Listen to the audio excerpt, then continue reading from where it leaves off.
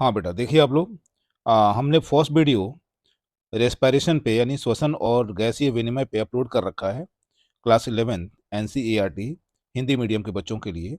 और ये second part हम इसमें डाल रहे हैं, ठीक है। अब इसको ध्यान से देखिए, पढ़िए, समझने की कोशिश कीजिए। अगर कोई क्वेश्चन बनता है तो आप अपने प्रश्न को कमेंट के द्वारा पूछ सकते हैं। प्रयास करेंगे हम कि उसका आंसर जल्दी से जल्दी दिया जाए। ठीक है बेटा, स्टार्ट कर रहे हैं।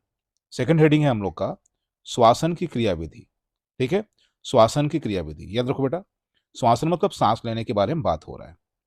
श्वासन में दो चरण सम्मिलित होते हैं, यानी हम जब सांस लेते हैं तो उसमें दो चरण हैं, दो प्रवस्थाएं हैं।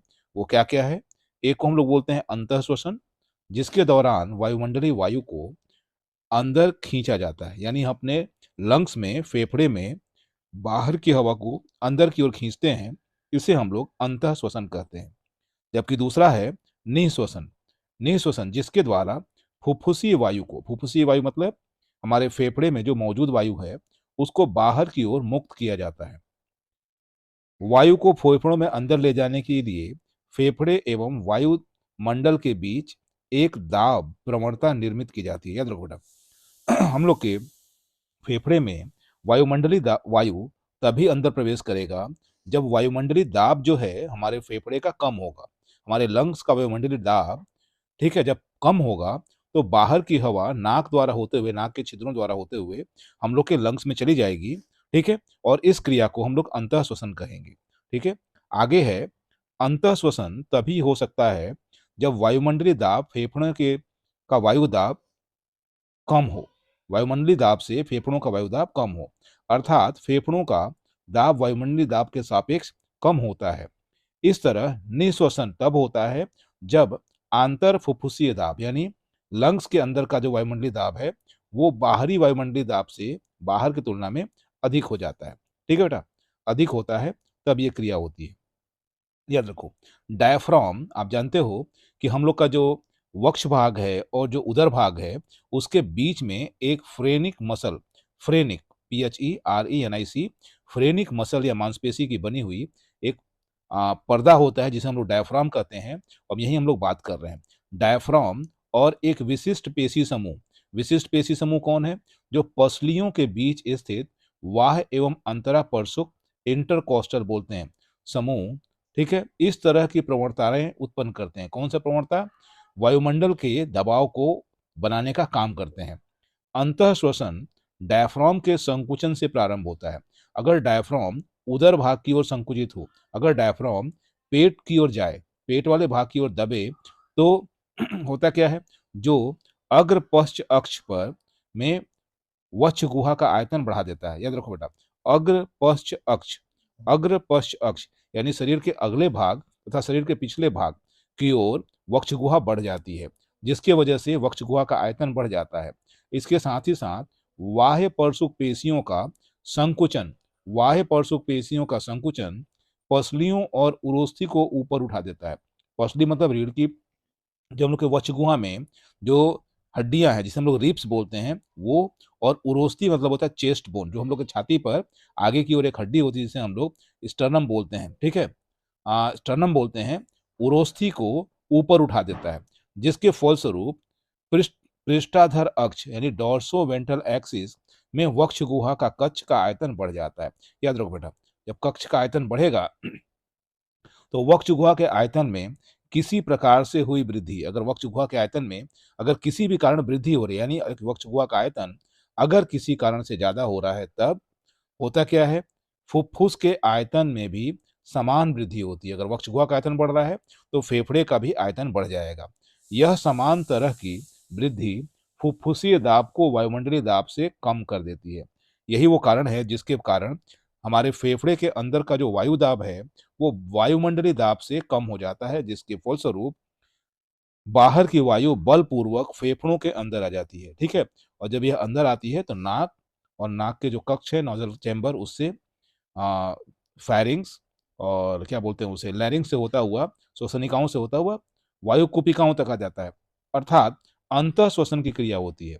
डायफ्राम और अंतरा परसु की पेशियों का शिथिलन, जब ये दोनों पेशियां यानी डायफ्राम की पेशियां और अंतरा परसुक पेशियां जब रिलैक्स होती हैं तो उरोस्थी को उनके सामान्य स्थान पर वापस कर देती है।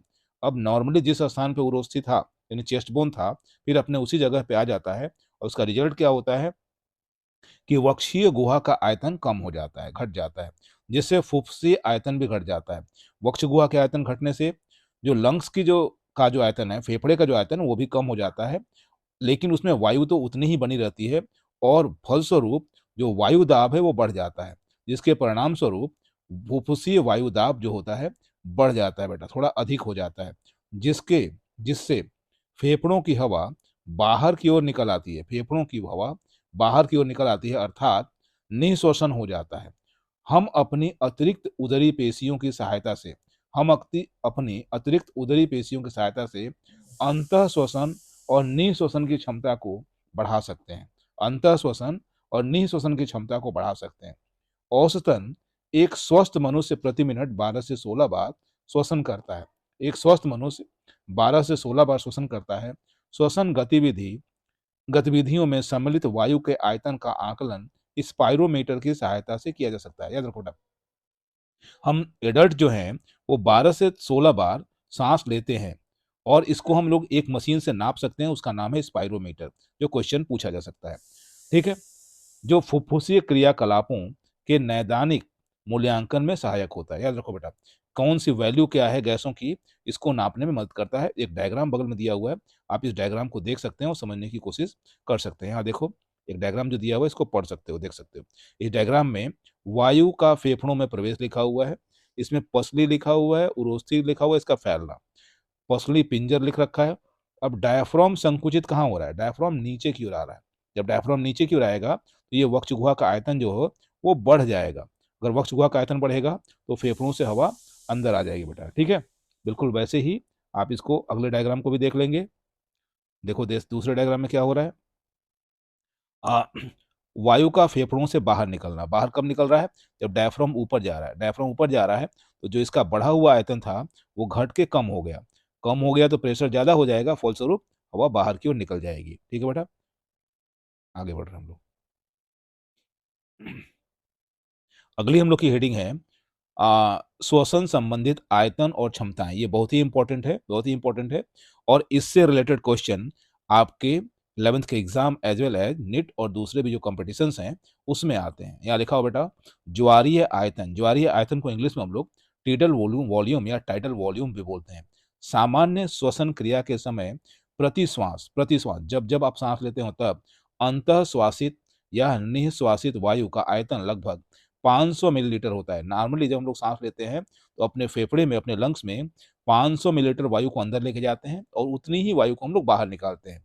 अर्थात स्वतः मनुष्य लगभग 6000 से 8000 मिलीलीटर वायु प्रति मिनट की दर से अंतः श्वासित और निःश्वासित कर सकता है।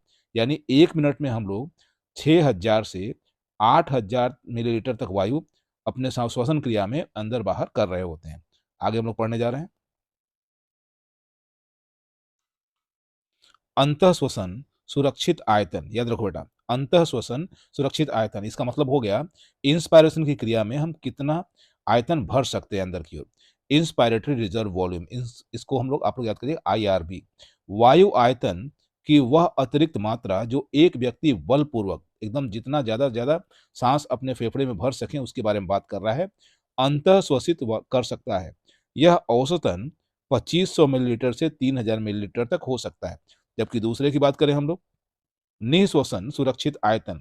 निःश्वसन मतलब होता है अपने लंग से हवा को बाहर निकालना। निःश्वसन सुरक्षित आयतन, एक्सपायरेटरी रिजर्व वॉल्यूम, वायु आयतन की वह अतिरिक्त मात्रा जो एक व्यक्ति बलपूर्वक निःश्वासित कर सकता है, औसतन 1000 मिलीलीटर से 1100 मिलीलीटर तक हो सकता है। 1000 मिलीलीटर से 1100 मिलीलीटर तक हो सकता है। याद रखो बेटा। तीसरा हम लोग पढ़ने जा रहे हैं अवशिष्ट आयतन, रेसिडुअल वॉल्यूम, RV बोलते हैं हम लोग इसे। वायु का वह आयतन जो बलपूर्वक निःश्वसन के बाद भी फेफड़े में शेष बचा रह जाता है। देखो, याद रखो बेटा, आप चाहे जितना अपने फेफड़े से हवा बाहर निकाल लो, फूंक लो, ठीक है, उसके बाद भी फेफड़ा जो है, जो लंग्स है, वो पूर्ण रूप में खाली नहीं होता, उसके बाद भी उसमें वायु भरी होती है। और इसके बारे में हम लोग बात करें रेसिडुअल वॉल्यूम, इसका जो आयतन है वह औसतन 1100 मिलीलीटर से 1200 मिलीलीटर तक होता है। याद रखो बेटा, ऊपर वर्णित कुछ श्वसन संबंधित आयतनों को जोड़कर फुफ्फुसीय क्षमताएं, याद रखो ऊपर जो हम लोग दिया हुआ है टोटल वॉल्यूम है, रेस्पिरेटरी रिजर्व वॉल्यूम है, ठीक है, एक्सपायरेटरी रिजर्व वॉल्यूम है, रेसिडुअल वॉल्यूम है, इन सबों को जोड़ करके फुफ्फुसीय क्षमता धारिताएं बनाई जाती है, निकाली जा सकती हैं, जिनका नैदानिक उद्देश्य में उपयोग किया जा सकता है। आप उसका एनालिसिस कर सकते हो। आगे लिखा हुआ है अंतः श्वसन क्षमता, हम ज्यादा से ज्यादा कितना भर सकते हैं अपने लंग्स में, उसके बारे में बात कर रहा है। इंस्पायरेटरी कैपेसिटी, आईसी बोलते हैं। सामान्य सामान्य निःश्वसन के बाद उपरांत वायु की मात्रा वायु की कुल मात्रा जो एक व्यक्ति अंतः श्वासित कर सकता है, इसमें ज्वारीय आयतन तथा अंतः श्वसन सुरक्षित आयतन सम्मिलित होता है।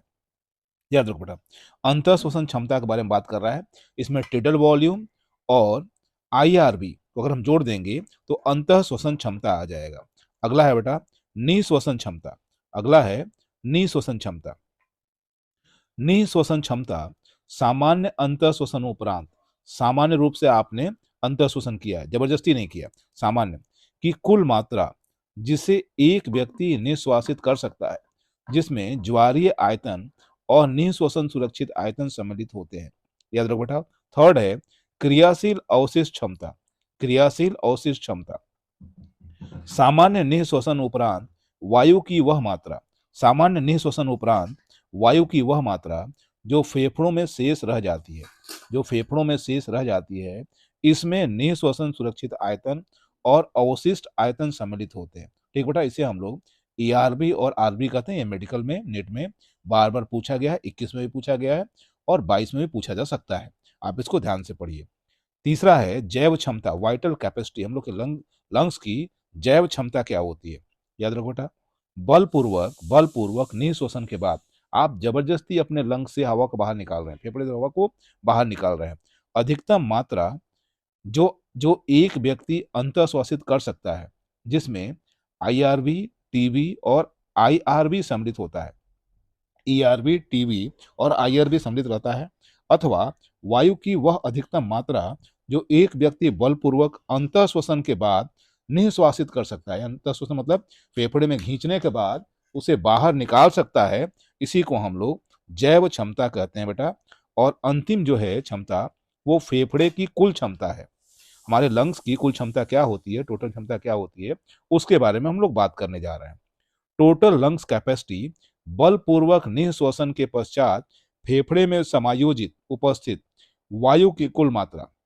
याद रखो बेटा, बलपूर्वक आप ताकत के साथ आपने हवा अपने लंग से बाहर निकाल दिया है, उसके बाद भी कुछ मात्रा बच जाती है, उसके बारे में हम लोग बात कर रहे हैं। इसमें आरबी, ईआरबी, टीबी और आईआरबी जो एयर है वो सम्मिलित होता है।